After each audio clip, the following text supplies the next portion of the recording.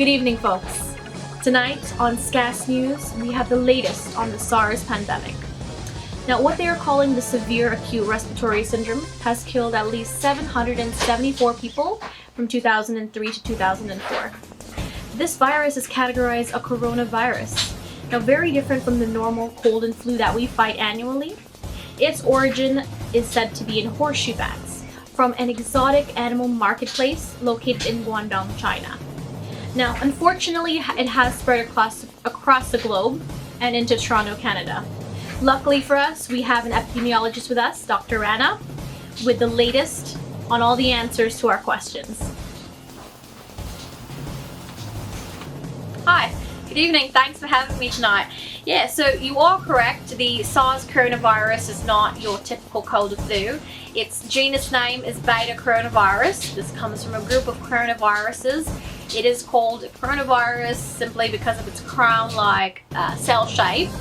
Now, the virus, they take over the host cells and they replicate their genomes using their virus-coded RNA.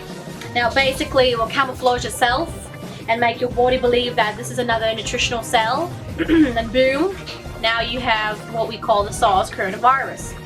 Now, viruses only can replicate in a living cell, alright? So if they're outside of the body, the viruses cannot replicate and they slowly degrade. Now, they can survive for up to a couple hours on surfaces and up to 4 days on human waste.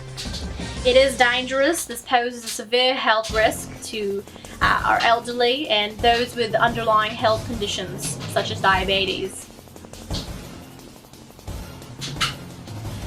Can you tell us, Dr. Rana, how is this transmitted and how can we protect our loved ones? So SARS is spread through droplets in the air when someone sneezes, coughs, or even talks. Now, touching contaminated objects and public surfaces are a huge risk. You definitely want to ensure proper hand washing. Wash your hands with soap for longer than a minute if you can. If you don't have access to soap and water, you can definitely use alcohol rubbing-based hand sanitizer that's above 60%. Now, ideally, you do want to rub that in as well for about 60 seconds. And of course, wear a mask.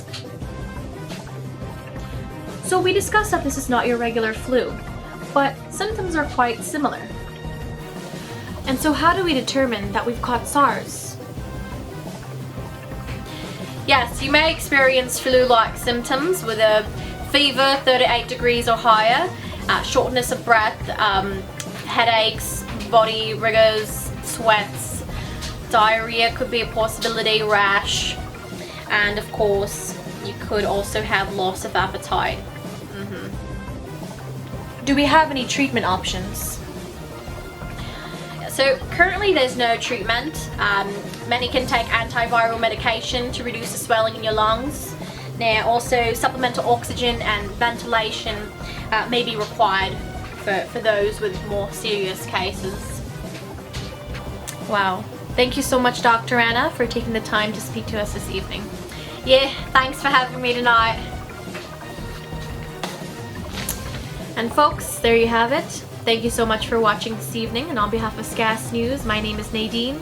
Have a wonderful evening, and don't forget to wear a mask.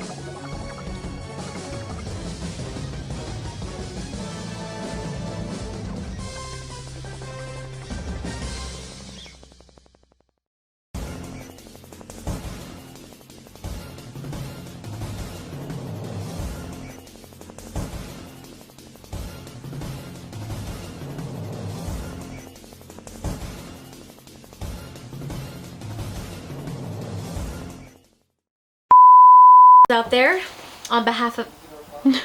It's okay, keep going. Now, the virus takes over the host cells. Why did I go into Host a Texas accent? What happened to my Australian accent? Okay, sorry. I'm gonna redo that.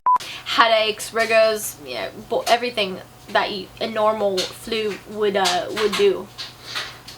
Okay, very good.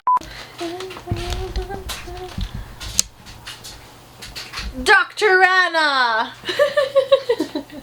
Yo, what's up? Okay. Checking out and wear a mask, okay? Hello? Get me the fuck out of here. No, I'm just gonna redo that. You wanna redo that? Yes.